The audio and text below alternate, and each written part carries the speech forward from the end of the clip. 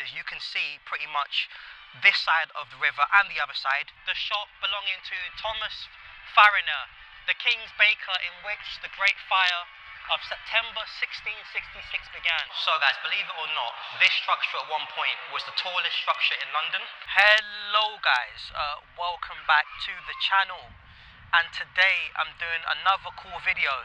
I'm going to climb this monument behind me and speak about the history of the Great Fire of London.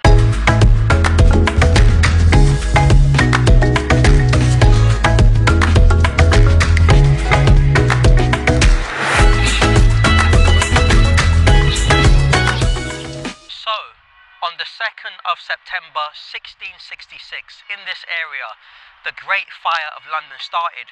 It lasted for 4 days, and I believe it was started in the bakery of a nearby local resident.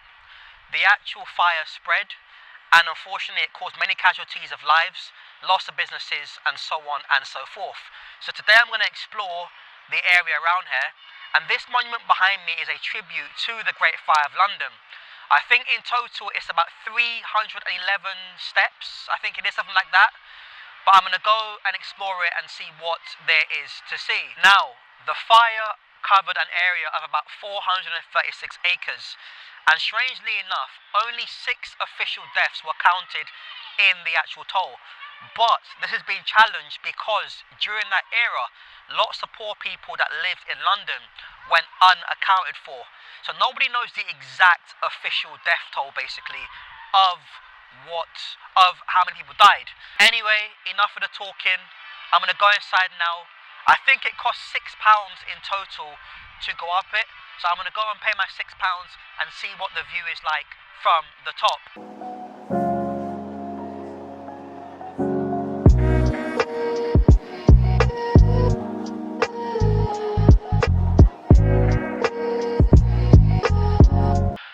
So I believe, guys, that when we get to the top, if I'm not mistaken, there should be views of some fantastic locations of London. So the Shard, we should be able to see, obviously, London Bridge, and maybe as far as Westminster. I hope so. So let's see. So guys, you can see up there how much steps it is, guys. Look at how much it spirals. 311 steps. So let's keep walking.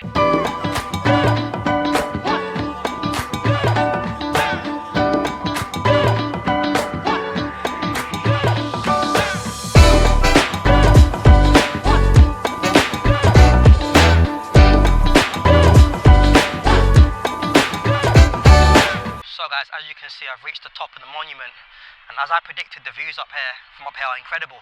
You can see a lot of different things up here, pretty much most things that I thought you'd be able to see.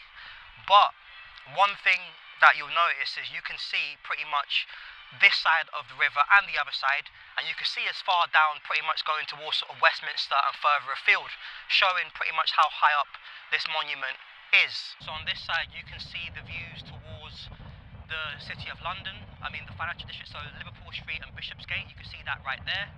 And then just to the right, you've got here the Sky Garden as well.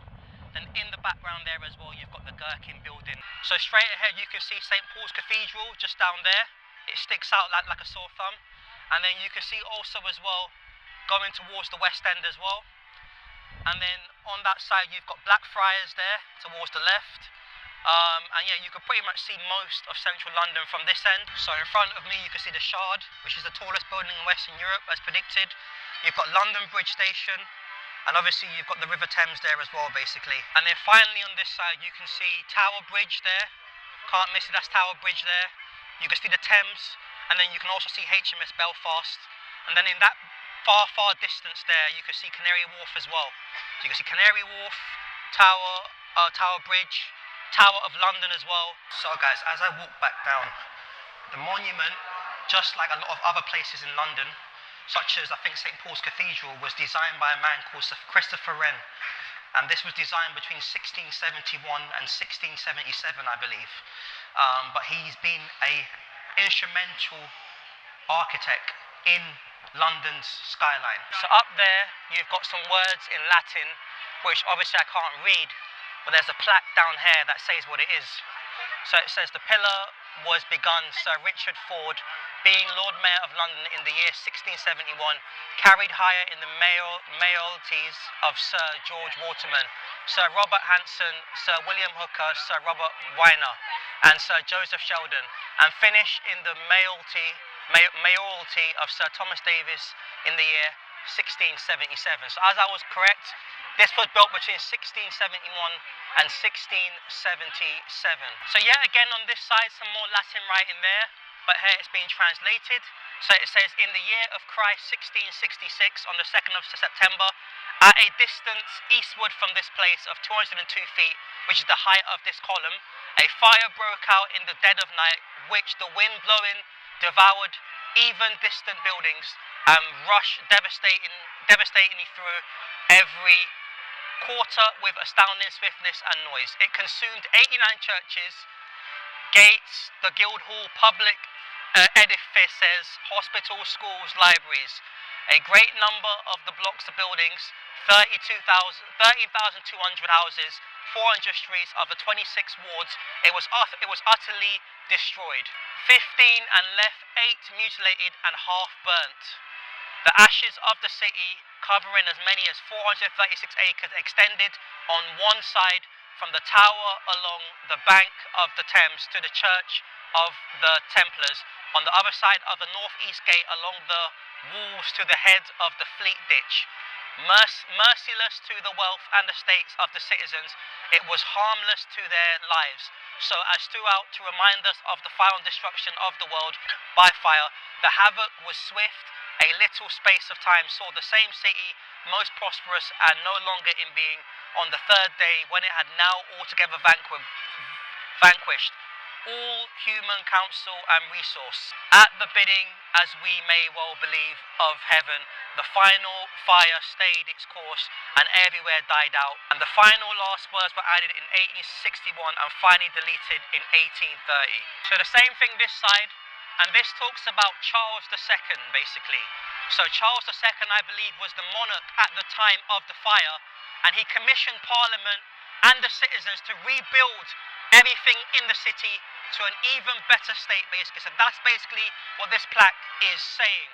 So guys, these figures here, these angelic figures that you can see, each represents something important. So one of them represents the city of London, one of the ladies. One represents Father Time, to help the city rise again. One represents plenty and peace. One represents architecture and silence. Another one represents King Charles II and the Duke of York. Another one represents justice and fortitude. And finally, the last one represents envy. So each of these all represent something to do with the Great Fire and the rebuild.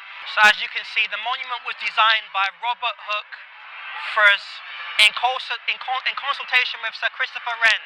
Was built between 1671 and 1677 on the site of St Margaret Fishhill Street to commemorate the Great Fire of London 1666.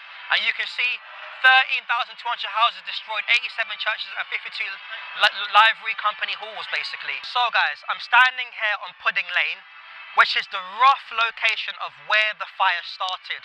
It was somewhere around here in which the bakery first set off the fire of London.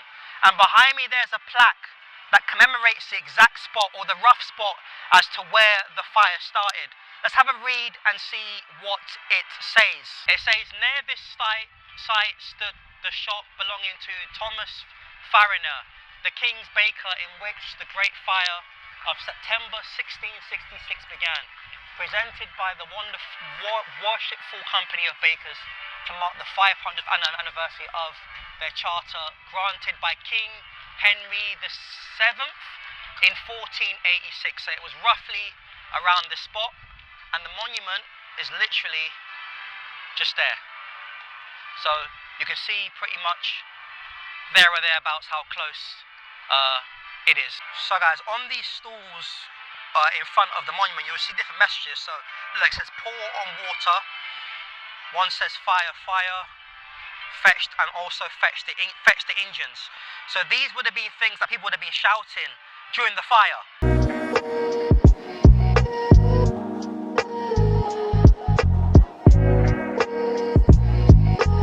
So across the road from the monument on Lower Thames Street is the Saint Magnus-the-Martyr church.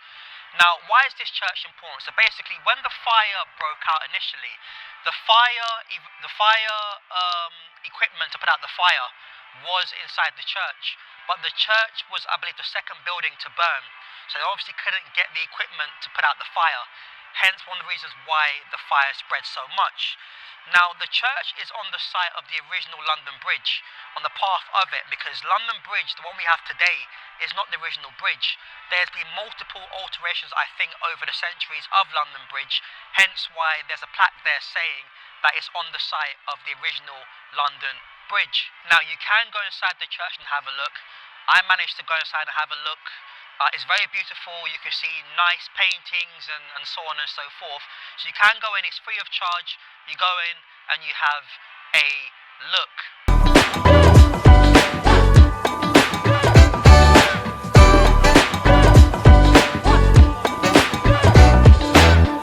So as you can see here, it says the current bridge is one of many since the Romans built the first one close to this site 2,000 years ago. It is thought to have had a drawbridge in the centre to allow ships to sail upriver, just like Tower Bridge does today. Through the centuries, various wooden bridges were built, which collapsed or were destroyed until a stone bridge was built in 1176. The bridge lasted 600 years. Houses were built on the bridge to bring in tax revenue.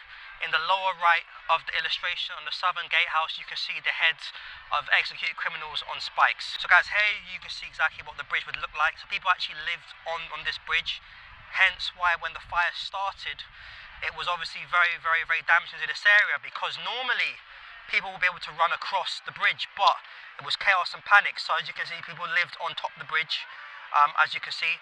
Obviously today that's not the case, but you can see exactly why the fire was devastating. And at this time, I believe this was one of, I think it was the only or one of the few bridges that crossed the Thames during the 1600s. So you can see the City of London here. So this is roughly a sketch of the kind of area in which the fire of London sort of burnt. And you can see we're here on London Bridge. You've got Tower Bridge, which wasn't, which obviously wasn't built then. And you've got other bridges as well, basically, pretty much. So, I'm standing here on the Thames path. And why am I standing here? So, during the 1600s, at the time the fire broke out, trade was at an all-time high in this country. So at the time that the fire would have broken out, you would have had people that would have been scrambling from all over here. This place, this whole area would have been absolute chaos. And people would have been running towards the river. And some people would have even chucked their goods in the river to actually stop it from burning in the flames, basically.